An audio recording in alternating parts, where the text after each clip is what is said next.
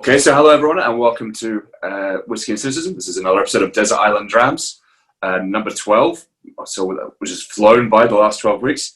With me today I have Mr. Ross Bryant from No.3 Gin, the UK ambassador, and so it's obviously a bit of a departure from our usual, a little bit of a change from whiskey, but the website was always designed to give various people a platform, whether it be bar managers, brand managers, consumers, and yes, even someone who works with gin.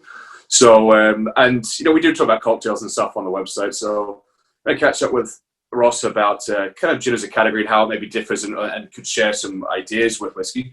So firstly, Ross, welcome along. Good to see you. And what are you drinking as well? Hey mate, thanks for having me. I'm on Glenfiddich Project 20, a lovely dram that I swapped with Mark at a whiskey tasting at some point. Good juice. A drop of water, though. Very nice. That was actually one of Andy Gemmel's 3 Desert Islands when we did the tasting last week. And I'm actually on a martini in recognition of your ginness. I thought I'd leave the gin out, but all right. Can't drink whiskey every day. So I love gin. I adore gin. And you hear a lot of people saying they're done with gin, they're over the gin. And it has been a bit of a flooded market, as most people are aware. But then again, it's driven by a consumer demand. To say the least. It's oversaturated, I think, Let's be honest. Yeah, absolutely. Which, that must be an interesting position for you to be playing in what you've just described as an oversaturated market, trying to play against a lot of different bigger, smaller, and kind of varied brands. Does that struggle? It's a funny one. There's new gins being brought to the market more or less every day, and it can be difficult just in general, not even from our point of view. We've been around for 10 years as No.3. It can be difficult to kind of stand out amongst all of that noise. But, from our point of view, there's a lot of kind of prestige behind the company, quite a lot of history.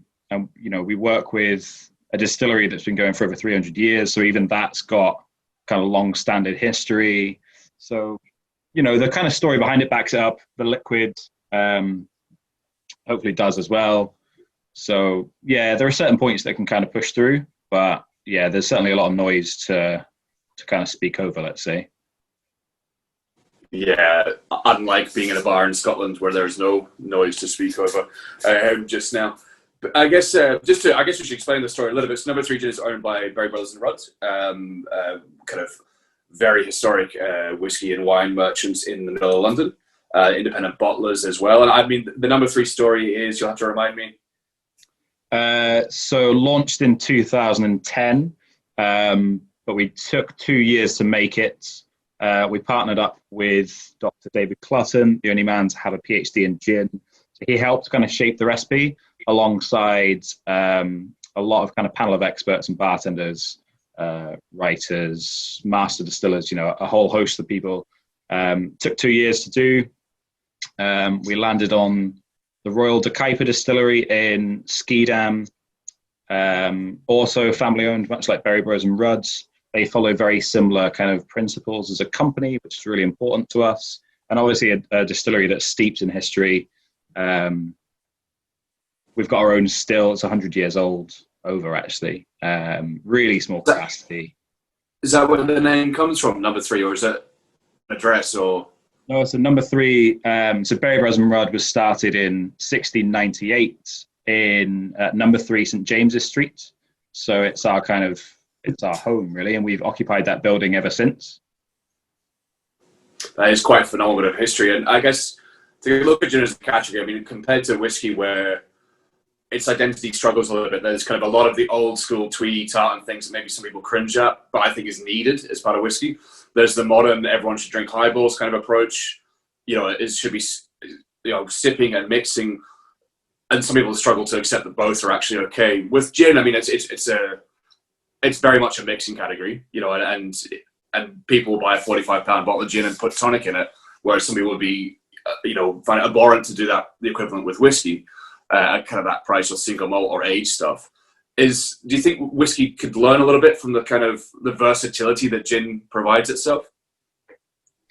Yeah, I think when you look at it like that, when you categorize it like that, in terms of mixing, certainly. I mean, you mentioned highballs; they're certainly in vogue at the moment. Let's say you notice a lot of whiskey companies now are diverting some of their attention to trying to attract younger drinkers, and by doing so, they're recommending mixing, highballs, cocktails, the likes. So, yeah, obviously, gin is mixed all the time. Really, no one really drinks straight gin apart from if you go to Juice and get a martini, it's pretty much straight gin, which I love. But yeah, 9 times out of 10, it's mixed. So yeah, in that sense, certainly, they could probably learn a little in that respect. Yeah, I think there's definitely that kind of. If you look back historically, gin was part of every mixed drink. That was a white spirit, and apparently Scotch was probably involved in a lot of the others. So I think we should be able to mix it. And I guess kind of leads on to one of the kind of standard questions for us. And I mean, I'm going to ask you what annoys you most about the industry. There would be a lot of people who would answer gin or gin's prevalence to that question at the minute. So for you, what annoys you most about the drinks industry, the gin industry, the whiskey industry, or all of the above, I guess? So it's probably one or two. In general, as the industry as a whole, I would just say egos. I've got no time for it. We're making drinks, mate. Like, we're not saving lives, So that really, can I swear on this? That really grips my shit. I don't like that. So, but if you wanted to say, yeah, a lot of people say gin. Obviously, the gin boom has been going for 10 years, the modern boom at least. And yeah, I can get a little bit annoying. What I would say there is not the category as a whole, but some products that are kind of seeping out now, ones that contain a lot of artificial colorings and flavorings, let's say. Not a fan of that. Yeah, it's a dilution of a category that you wouldn't see in Scotch. And I guess with the SWA and stuff, sometimes to our chagrin, it is very regulated and you wouldn't see that. But it does stop, I guess, that very, very low end or that kind of obscurity that dilutes a brand. And I also quite like the use of the word seeping to describe a product release. I think that couldn't be more damning. But I mean, the thing is, to be the gin world, you've got to have a lot of freedom as well to be able to have the variation in the market that we see. Yeah, I mean, it's certainly really prevalent. One, to kind of track back a little, whiskey's obviously got, like you said, the SWA, there's lots of rules and regulations, which I think is great. Obviously, London Dry has that as a category of gin, but subsequent subcategories of gin just don't really have a great deal of regulations. And I think that's why we're seeing so many weird and wonderful, let's say, flavors coming in that have never seen a fucking berry in their life, or, it's just all, not all, but some very kind of artificial and not nice flavors, let's say, to put it nicely. Yeah, I mean, yeah. I mean, you can try to avoid saying the word pink gin as much as you like, Brian, but it's. I mean, and I think it's funny sometimes, I guess, because pink gin is an very old school cocktail and one of the originals, and it's a drink that I absolutely adore. And the fact that now ordering it has become a minefield actually pisses me off a little bit. I got caught out. I'd never heard of the modern day pink gin. This is several years ago now. Someone asked for pink gin. Sweet. Yeah, great. There you get London Dry Gin, dash of Ango. Perfect. Yeah, which is a very, very different beast to the, as you say, the modern or the kind of the new dry gin we see. But I guess, I mean, to maybe look at something a bit more positive, because I think you and I could probably bitch about various things for quite a long time. Well, I mean, I'm not going to ask what's your favourite item in whiskey or indeed in the booze game, but I mean, being with Berry Brothers now, I mean, that's obviously a historic location, and the vaults underneath, as they're known, the vaults, which in films like The Kingsman and stuff, it's a beautiful part. So I guess there's probably a few to choose from, but what's your kind of favourite drinks-related memory or memory that you only arrived to be in a position because of your place in the drinks industry? That's a little tough to summarize. I think there's certainly one or two that relate to Ryder Mac, if I can even say that. A bar that I owned for a little while. This is funny. Tales of the Cocktail. For anyone that doesn't know, originally a big cocktail orientated event that went on in New Orleans. They took that on tour to Edinburgh 2 years in a row. First time they came in, we worked really closely with High Spirits, and they brought in loads of their bourbon collection. Obviously, they are now owned by Sazerac, so the Buffalo Trace Distillery. Their bourbon selection is mental. Obviously, we're probably looking more at Scotch, but whiskey is a wider category with an E. But yeah, certainly I think one of my favorite memories was that, because we had just an insane collection of bourbons. We had three vintages of the antique collection, which seen together in a bar is pretty seldom seen. We had all the Pappies. But to be honest, the thing that I really enjoyed was they had some kind of antique vermouths and Amaros that they brought over from the Fernabranca distillery in Carpano. So we had kind of vermouths back to like the 50s. And we had this menu running for like a week where you could pick any one of the whiskies, and you could get Pappy 23 for like 13 quid or something ridiculous. It was super cheap. And you could turn that into a Manhattan with your choice of vintage vermouth. And it was great. And my favorite memory was Jake Berger, who obviously owns Portobello Road's gin, came into the bar and said, "Oh, I'd like a Pappy." I think it was Pappy 12 Manhattan with 80s Carpano Classico. And we'd done a vertical tasting of all the vermouths, 50s all the way up to modern day. And some have been kept well over the years, others probably not. And my tasting note for this 80s Carpano was, it was really cheesy. Not great. So I turn around to him and say, "Yeah, sure, man. Like, I can totally make you that. Word of warning, though, the 80s Carpano's not great. I'd steer you towards like a 60s Carpano. It's fucking delicious." And he was like, "Sure, man. I'll take your word for it. Like, go ahead." Made in the Manhattan, handed it over. And he came over at the end to pay his bill. And he was like, "Mate, that was a really good cocktail." And then complimented the bar as well, which for me, I was like, that's class. Thanks, man. I really appreciate that.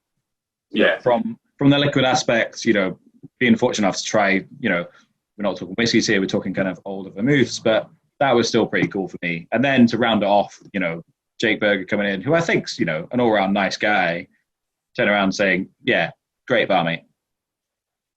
But talking about kind of like vintage stuff, and that's kind of where Desert Island Drams can kind of come into as well, with older bottlings and whatnot. So what would be the three drams? We can talk liquids, doesn't have to be all Scotch whisky, but what would be the three things you take to Desert Island? So I've been racking my brains on this for so long, right? And I think there's definitely one that probably harks back to Buffalo Trace Distillery, William LaRue Weller, obviously part of the antique collection, so pretty seldom seen, fairly spenny for a bottle. They certainly get flipped a lot and can gather a bit of cash, but delicious liquids. I mean, I've not had a bad one. Obviously, they do alter year to year, but 2017, 18, for example, that I've tried in recent years, are beautiful, delicious. Obviously, cask strength, so boozy. I do generally add a drop of water, but I think that's probably up there, certainly. It's probably one of my favorite drams I've ever had. So I think it'd be rude not to. There's another one. These are a little bougie. Another one, and I think this is certainly a great dram either way, but I think it's also conducive to kind of time and place. So a bottle that Frank whipped out the night before your wedding, So we obviously sat around, like kind of bonfire, had a barbecue going. Frank comes in with a bottle of Butterhaven 14-year-old PX finish, PX cask. Takes the lid off and just fucks it into the fire, which was great. So, right, we're finishing this tonight, lads, which was not difficult in the slightest because that was delicious. But yeah, again, kind of time and place, like, you know, loads of pals there, you ran a bonfire, like, you know, that's a good place to be. Obviously there for a great reason, like you're getting married the next day. So yeah, that's probably up there. And the last one is really difficult because there are just so many whiskies out there you think, man, this is tough. Like, loads of people mentioned Johnny Black, which is just a great staple, you know, be it for a highball, put it in cocktails, you know, it's great as a shot, great as, you know, a really good all-rounder. And likewise, again, to hark back to Buffalo Trace, like classic Buffalo Trace is great. So landing on my last one's really tough, but I might actually go for a Glenfiddich again, but the 15-year-old, which again, I think is great juice. My only slight issue is I was fortunate enough to do a distillery tour there, which was great. And we ended up in the blending room and got to blend it at cask strength and try it at cask strength. And I fucking love a cask strength whiskey. But to go back to like the 46%, you're like, oh man, like it's still delicious, but it's just not cask strength. Yeah, I mean, you can take the cask strength on me. You can take the cask strength onto the island. That's fine. Sweet. Well, I've already got one, you know. I've already got the Ruella, so no, I'll probably stick with the classic because I can't be steaming all the time, you know. You're not gonna have much else to do.